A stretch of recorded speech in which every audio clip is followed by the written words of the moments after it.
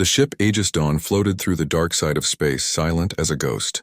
Its steel body carried the marks of past battles: melted armor, dented wings, black scorch lines from plasma hits.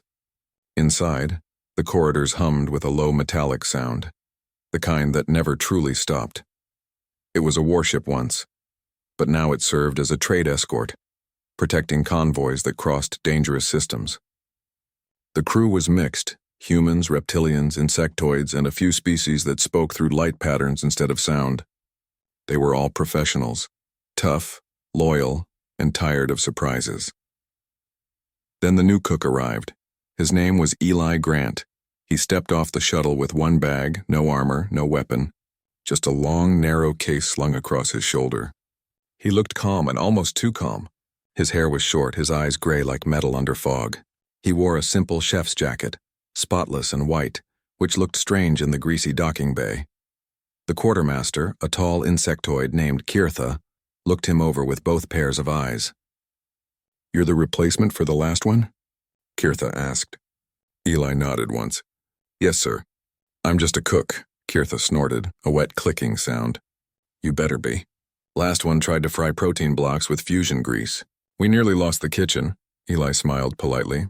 "That won't happen again." No one paid much attention after that. A cook was just a cook. The ship had fighters, engineers, medics, real jobs. Cooking was for off-duty hours and long flights, but something about him didn't fit. When the first dinner came around, the crew gathered in the mess hall. They expected the usual gray cubes, rehydrated ration food that smelled like nothing. Instead, they found real meals. Steaming, colorful, alive with smell. Plates of roasted meat from the supply freezer, vegetables crisp and bright, spices no one had tasted in months. The crew fell silent, unsure if it was safe to eat. Eli stood behind the counter, calm, his hands steady as he served. "Eat," he said softly. "You'll feel better." They did. The reptilian soldiers purred while eating. The insectoids tapped their plates, their way of showing thanks. Even the captain, a woman known for never smiling, nodded after the first bite. But it wasn't just the taste. They noticed how fast Eli worked. His knife flashed like a beam of light, cutting alien roots and hard meat as if they were air. His hands moved too smooth, too precise. Every slice was identical in shape and size. Even when someone tried to distract him, his focus never broke. One engineer whispered, "He cuts like a machine," another replied, "No machine moves that clean." Later that night, the ship's medic checked the crew's vitals out of habit. Heart rates, stamina, muscle tension, and all slightly improved. She couldn't explain it. "Maybe it's just real food," she said. "Or maybe something else." Over the next few days, Eli stayed quiet. He cooked, cleaned, and followed orders. He never joined games in the recreation room, never talked about Earth, and never bragged like the other humans. But every morning before breakfast, someone saw him standing in the cargo bay, eyes closed, knife in hand, moving it slowly through the air as if practicing invisible patterns. The blade sang a faint metallic note each time he turned his wrist. One time, the ship's security officer, Rax, watched from the shadows. "You training for something, Cook?" Rax asked. Eli didn't stop. "Just keeping my hand steady." "Looks more like you're killing ghosts." Eli smiled without looking. "Maybe I am." That smile made Rax uneasy. One evening, a plasma storm hit near the outer rim. The ship shook violently, lights flickering. Everyone ran to battle stations except Eli, who calmly secured his kitchen tools as if storms didn't matter. The storm passed. No damage. But something had changed. When the ship's sensors scanned the nearby region, they found traces of another vessel, a pirate signal, faint but close. The captain ordered high alert. Weapons were armed, shields up. The crew prepared for trouble. Eli simply tightened his apron and continued chopping herbs. "Cook," the captain said over the intercom. "If this turns bad, head to the safe deck." "Yes, ma'am," Eli answered. His voice was calm, almost too calm. He placed his knife on the counter. The blade reflected the red alert light like blood. Then he whispered to himself, "Not again." Hours passed. The pirates didn't show. The tension eased. The crew relaxed, laughing about false alarms.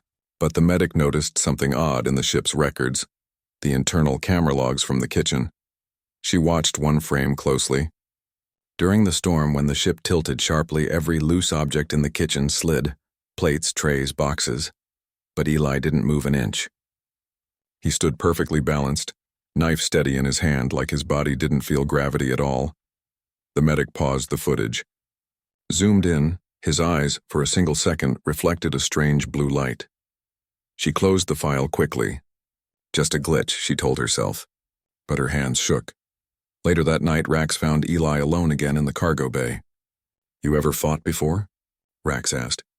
Eli looked up, surprised. "Why do you ask?" "You move like someone who has." Eli cleaned his knife with a cloth. "I used to cut faster things than vegetables." "Faster things? Let's just say they didn't taste good after." Rax laughed uneasily. "You're a strange cook, Grant." Eli smiled faintly. "Most of us are." When Rax left, Eli turned his knife over, staring at the edge. The faint scratches on the blade formed old military marks, long erased but still visible if you knew where to look. He traced one symbol with his thumb and whispered, 12 systems. Still not enough. The hum of the ship filled the silence, and somewhere in the dark, something old began to wake. The Aegis Dawn was quiet again, too quiet. It drifted through the shadow of a dead moon, systems running low, lights dimmed to save power. Most of the crew slept. Only a few stayed awake. Night shift guards, the captain, and the cook. Eli Grant was in the kitchen as always. The air was heavy with the smell of broth and metal. He moved silently between counters, his hands steady even in half light. He didn't hum. He didn't speak. He just cooked. But something outside the hull was watching. Far in the distance, a small pirate vessel followed in silent pursuit. Its scanners were cold, its engines whispering just enough to stay hidden. Inside that ship, a group of raiders planned their next move. They'd tracked the Aegis Dawn for days. They saw a small escort ship with valuable cargo and an unarmed crew, an easy target. They didn't know they were hunting a legend. The first alarm broke the silence like thunder. "Proximity alert. Unauthorized vessel detected." The ship's AI shouted. The crew scrambled. The captain appeared on the bridge, pulling on her jacket. "Shields up. Get everyone to battle stations." The lights in the corridors turned red. The walls shook as the Aegis Dawn shifted into defense mode. In the kitchen, Eli didn't move at first. He placed the last piece of bread neatly on a plate. Then he looked up at the red flashing lights. His eyes turned sharp, colder than steel. "Not again," he whispered. The pirates came fast. Their ship latched onto the Aegis Dawn with magnetic claws. Metal screamed as hulls locked together. Sparks burst across the corridor. The air smelled of ozone and oil. The first pirate squad cut through the hatch, masked, armed, laughing. "Easy job, boys. Empty the ship, take the crew, leave no trace." The crew tried to fight. The guards fired plasma rifles, but the pirates outnumbered them. The captain shouted orders through the comms, but static filled her voice. Then someone saw movement at the far end of the corridor. A single figure walked toward them. Not running, not hiding. Just walking, Eli Grant, no armor, no gun. Just his kitchen apron and a knife glinting under the red light. The pirates laughed. "Look, the cook's coming to serve us dinner." Eli didn't reply. He just looked at them, calm, quiet, deadly. The first pirate fired. The plasma bolt hit the wall beside him, but Eli was already gone. He moved faster than eyes could follow, a blur of white and silver. The knife flashed once, and the pirate's weapon fell in 2 pieces before his body realized what happened. The next one charged. Eli turned, stepped aside, and the blade whispered across the air. Clean, perfect. The pirate dropped soundlessly. Screams filled the corridor. The crew froze, watching as the quiet cook became something else. His hands moved with practiced rhythm, every motion smooth and final. He didn't waste a single strike. One pirate tried to shoot from behind. Eli bent slightly, and the bolt missed. He threw his knife backward without looking. It struck the attacker's visor, splitting it open like glass. The corridor fell silent again, only the echo of metal hitting the floor. Eli stood in the middle, breathing slowly, knife dripping faint blue light from alien blood. The captain's voice broke through the comms, shocked. "Cook, report. What happened down there?" Eli pressed the button on the wall. "Raiders are neutralized. All of them?"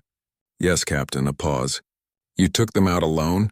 Eli looked at the bodies around him. They got between me and my kitchen.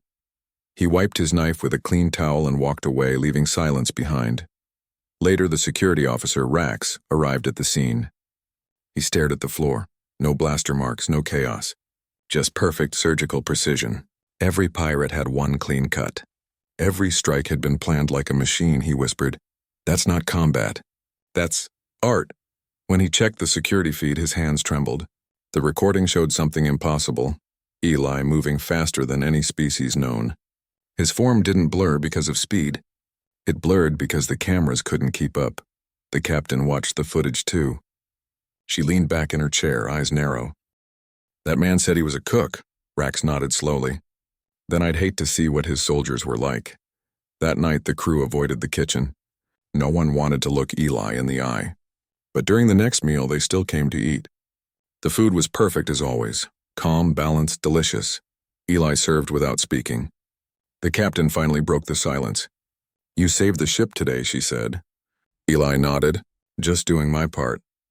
Your part looks a lot like old war training. He smiled faintly.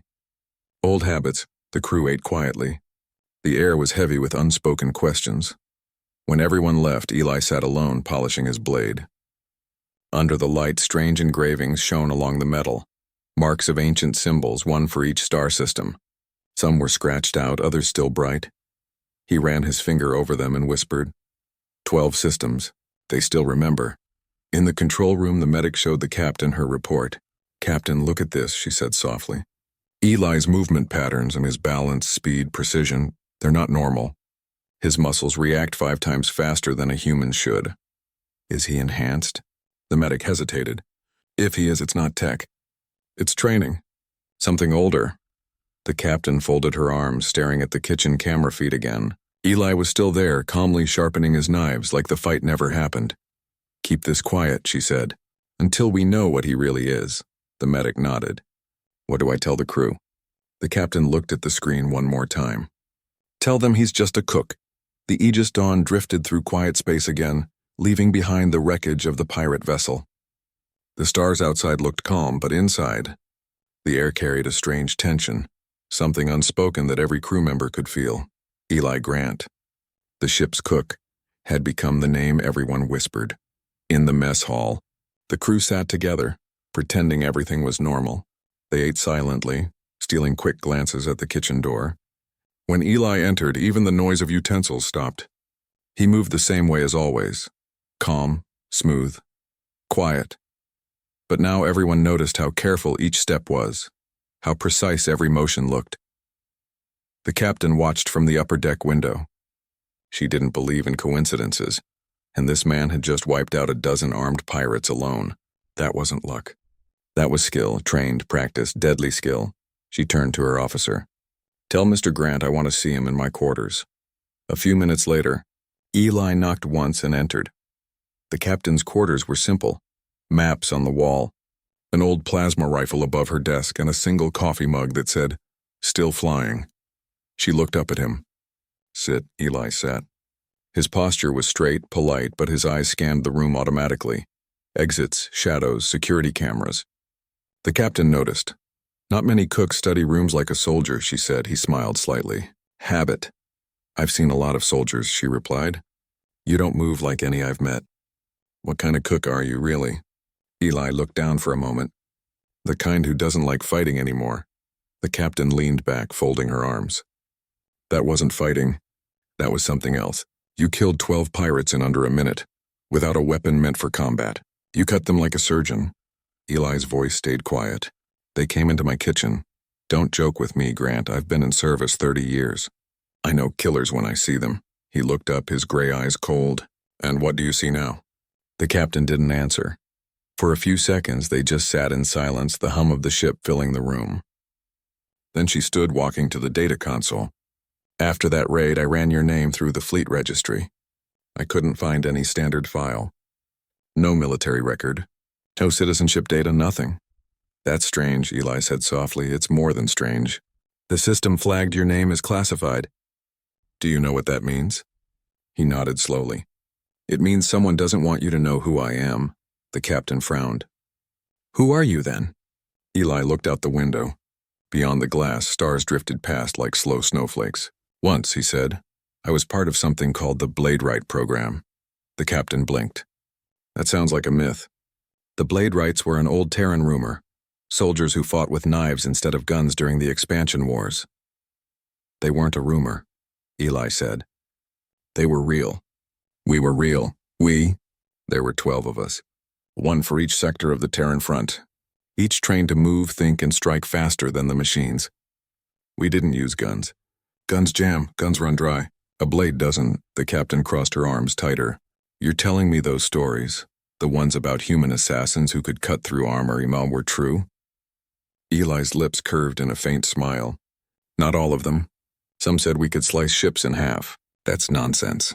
But a man can learn a lot about cutting when his life depends on it. The captain stared at him for a long moment. And why did the galaxy ban you? Eli didn't answer right away. He reached into his pocket and pulled out a small object, a metal tag, scratched and dark. It had 12 star symbols on it. 11 were crossed out. They banned us, he said quietly, because we forgot the line between cooking and killing. The captain didn't speak.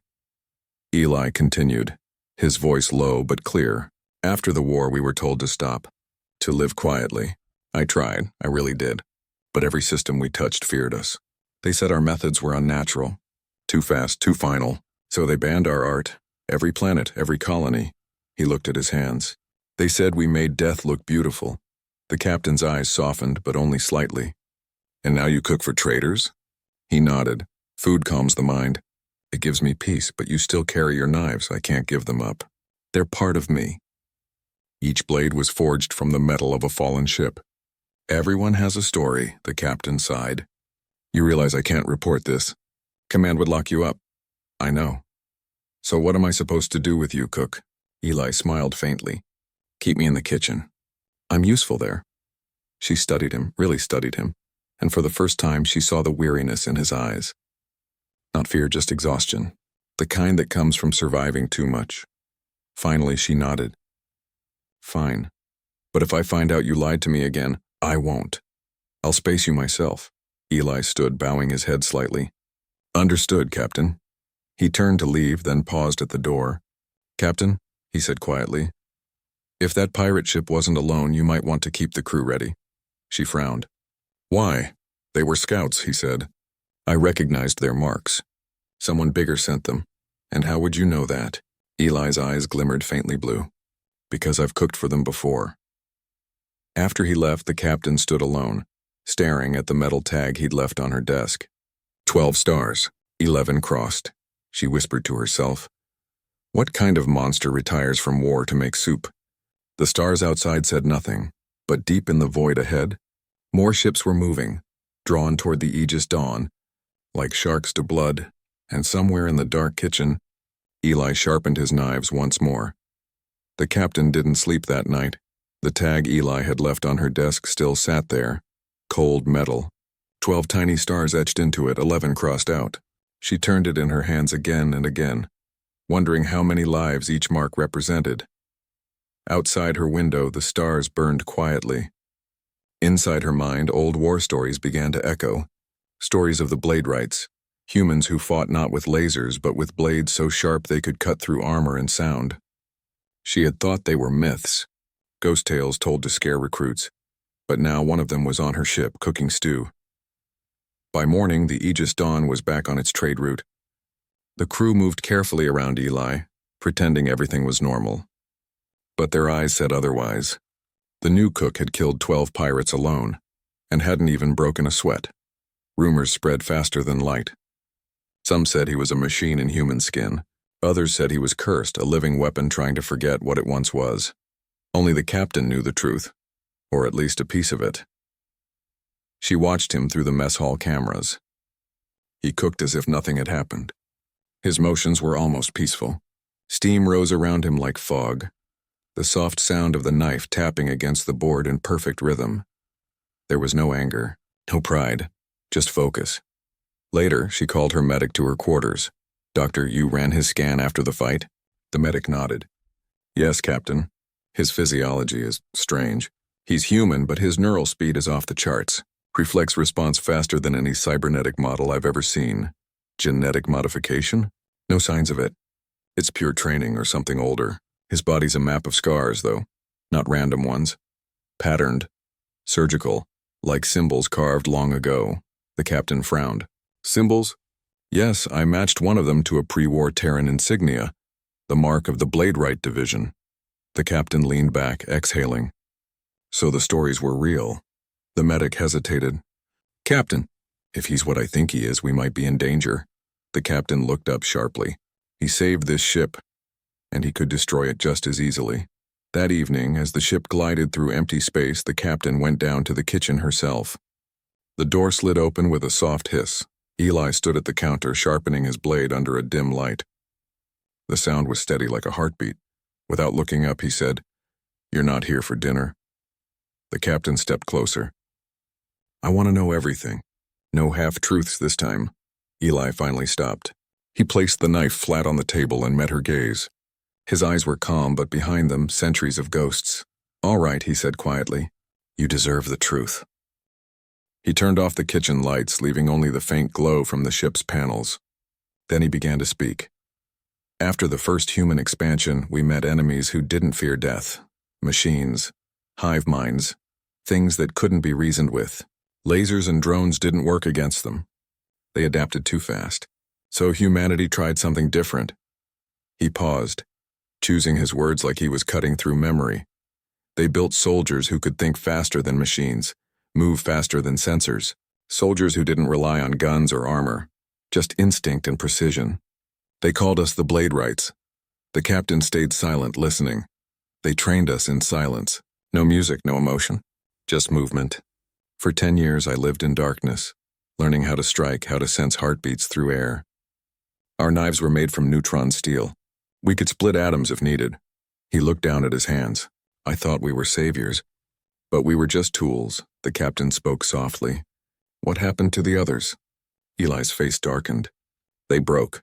One by one. The war ended, but the Blade-Rights didn't stop. Some hunted pirates, some turned mercenary, others disappeared. I tried to disappear too." "And the 12 stars?" He nodded slowly. "Each star was a system that banned me. Not because I fought, but because I cooked." She frowned. "Cooked?" Eli chuckled quietly, bitterly. "When I left the war, I thought I could use my skills to feed people instead of killing them. But food carries memory. Precision carries weight. The same motions that could end life could also change it. My cooking affected people. How? It made them stronger, faster, more alert. For a time, the body remembers what the knife knows." The captain blinked, speechless. "They said it was dangerous. They said I was playing God. So they banned my knives, banned my recipes, banned me." He looked back at her. "And here I am, just a cook." For a long time, the captain said nothing. The hum of the ship filled the silence again. Finally, she asked, "Do you regret it?" Eli smiled faintly. "Every day. But I don't stop cutting. You can't forget what your hands were made to do." She studied him for a moment, then nodded. "You're dangerous, Grant. But I think you're tired of being a weapon." "I'm tired of pretending not to be one," he said. As she left, the captain paused at the door. "Eli, one last question. Why help us? You could have vanished after the pirate raid." He turned back to his stove, lighting a pan. "Because the universe is small," he said softly. "And the people who trained me, they're not all gone." Her eyes narrowed. "You mean they're coming," Eli finished. The flame reflected in his eyes, flickering like a star. "I can feel them getting closer." That night, the Aegis Dawn sailed silently through the void. But far behind it, hidden among the stars, a dark fleet moved, no lights, no signals, only cold intent. And somewhere among those ships, other blades began to sing. Space looked calm that morning. The Aegis Dawn glided between twin suns, light flickering across its battered hull. The crew went about their duties quietly. Engines checked, weapons cleaned, radar screens glowing soft green. But under that calm routine, fear moved like static in the air. Everyone had heard what Eli said. "They're coming." No one asked who they were. No one wanted to. The captain stood on the bridge, staring at the void. "Any movement?" she asked. Her officer, Rax, shook his head. "Nothing on scanners. If someone's out there, they're staying dark." She sighed. "That's what worries me." Behind her, the medic whispered, "Captain, what if he's right? What if more like him exist?" The captain's gaze stayed on the stars. "Then we're already dead." Down in the kitchen, Eli Grant moved quietly. The metal counters were spotless. Every blade lay in perfect alignment, polished until they gleamed like mirrors. Steam curled from a small pot on the stove, soup, calm and ordinary. But Eli's expression wasn't calm.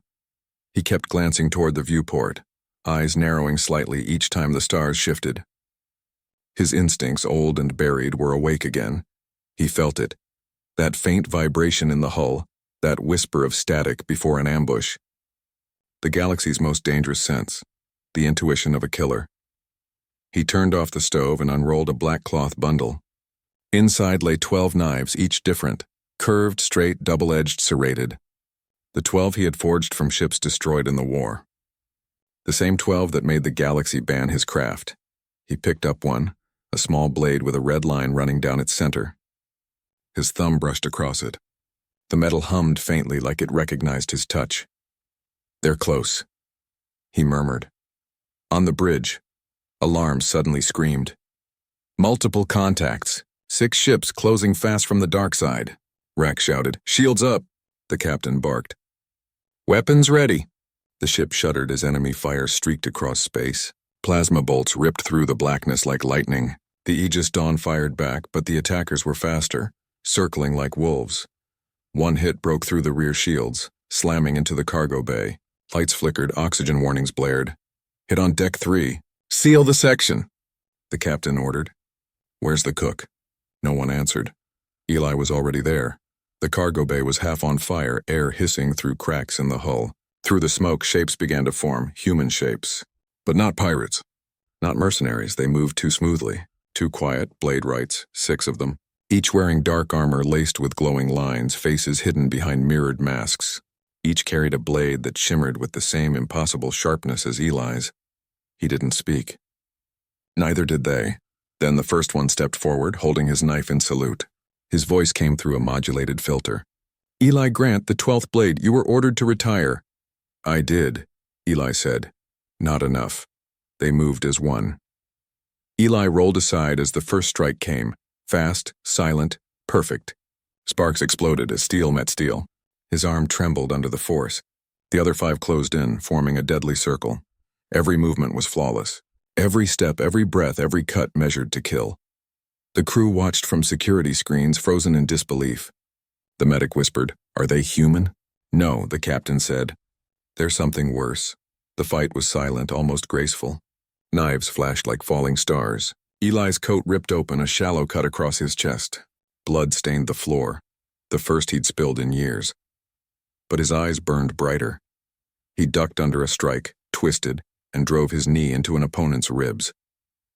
The sound of cracking armor echoed across the bay. He spun, grabbed another's wrist and flipped them into a wall. Every motion was memory, every counter an echo of training long buried. Then he whispered through clenched teeth, "You should have stayed ghosts." He threw his blade. It curved midair, hitting one blade right's throat dead center. The armor cracked. The body dropped, 5 left. On the bridge, Rack shouted, "He's fighting them alone. We need to help." The captain's voice was firm. "No, we just die in the crossfire. Then what do we do?" She looked at the battle feed. "We watch, and we learn what humans are really capable of." In the bay, the air was full of sparks and smoke. Eli bled from several cuts now, but he was smiling, the small, calm smile of a man who had accepted his place. His blade caught the light spinning in his hand like a dance. 2 blade rights attacked together. Eli sidestepped, let one strike slide past, and used the momentum to impale the other. 4 left. They surrounded him, their breathing mechanical, their movements perfectly synchronized. But Eli's rhythm changed. He slowed, almost relaxed, letting them think he was weakening. Then, in one perfect motion, he turned, ducked, and his blade traced a clean circle through the air. 3 fell, only 1 remained. This one hesitated. The leader. His voice came cold through the mask. "You can't stop what we are." Eli stepped closer. "I already did," the leader lunged. Eli caught his wrist, twisted, and brought his knife upward in a single vertical cut. The mask split open. For the first time, Eli saw the face behind it. Human, but empty.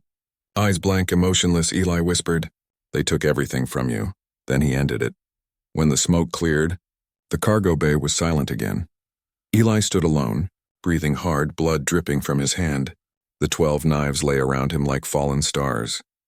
The captain's voice came over the intercom, quiet and steady. "Report." Eli wiped his blade. "It's done. Are you injured?" He looked down at the floor, at the bodies of what had once been his brothers. Only inside. Later, he returned to the kitchen. His hands trembled as he washed the blood away, the sound of running water loud in the empty room. When the captain entered, he didn't turn around. She spoke softly. "They were your family, weren't they?" He nodded. "They were the last ones who understood what we were made for." She stepped closer. "And what's that?" Eli looked at the blade in his hand. His reflection stared back, tired, human, and terribly alone. "To cut," he said quietly. "One way or another." The Aegis Dawn floated wounded through the black. Its hull burned in places where plasma fire had kissed the metal. Inside, silence ruled. The kind of silence that follows when everyone realizes they've survived something they shouldn't have. The crew moved slowly, repairing what they could. Every corridor smelled of smoke and blood. The captain's boots echoed as she walked through the mess.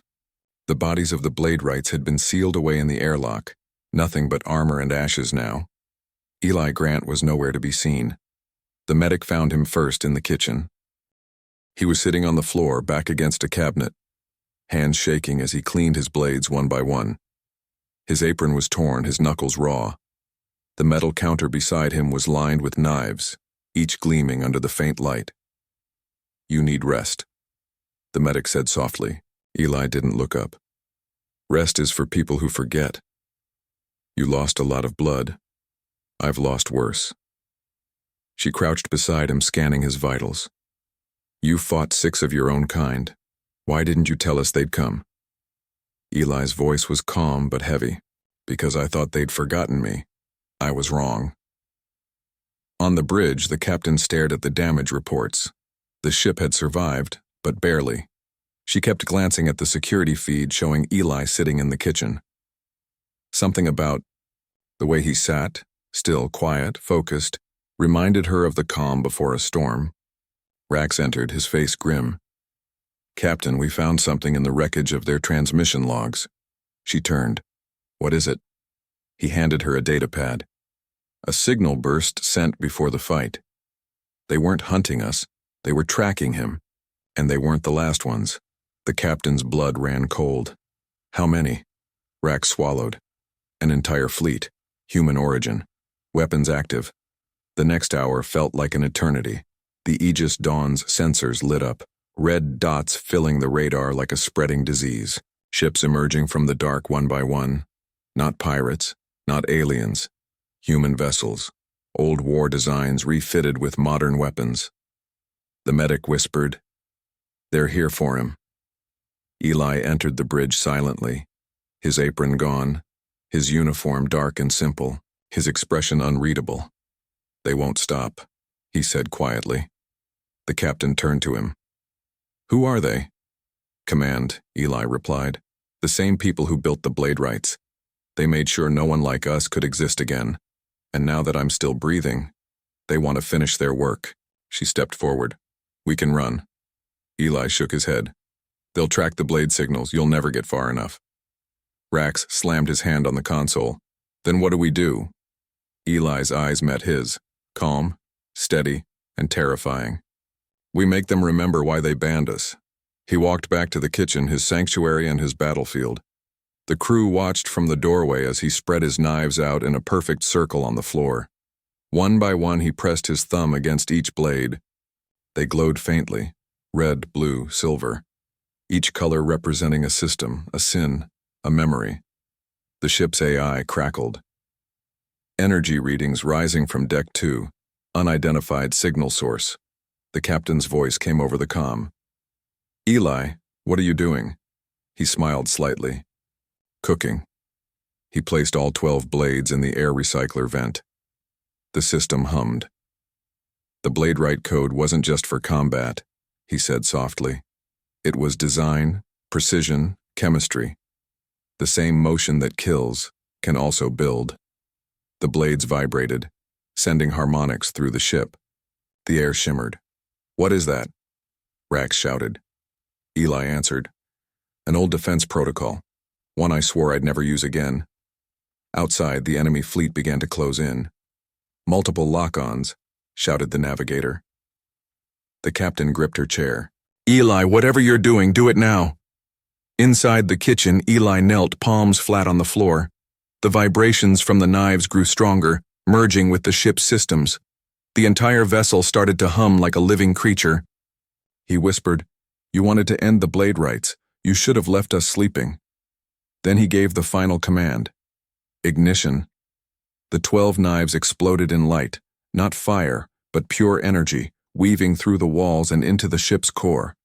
The Aegis Dawn roared to life. Power surged through every deck. The hull glowed faint gold, the engines burning brighter than suns. Outside, the approaching ships opened fire, but their plasma bolts melted in midair, sliced apart by invisible waves of energy. The Aegis Dawn moved, faster than sensors could track. It became a streak of light, cutting through the enemy formation like a blade through silk. Eli's voice came through the comms. "They taught us how to cut ships once. I learned how to cut space." One by one, the attacking ships tore apart. No explosions, no screams, just silent disintegration. Pieces drifted away, glowing faintly before fading to black. The crew watched in awe and horror. The captain whispered, "Dear God." Eli stood in the kitchen, surrounded by smoke and glowing metal. The blades were gone, melted into the ship itself. His hands trembled, his eyes glowed faintly blue.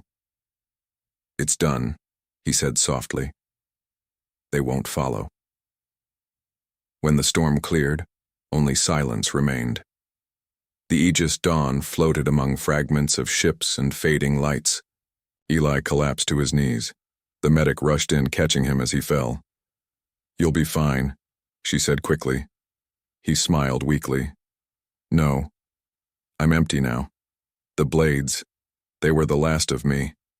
The captain stepped closer. "You saved us." Eli looked at her with tired eyes. "Don't thank me, Captain. Just promise me one thing." "What?" "Don't let anyone rebuild us." She nodded slowly. "I promise." He closed his eyes. "Then maybe this time the galaxy can eat in peace." The hum of the ship faded. The crew stood in silence. Outside, space was calm again, like nothing had happened. The Aegis Dawn drifted onward, carrying its ghosts through the endless dark. And in the quiet kitchen, one empty chair waited beside a cooling pot of soup.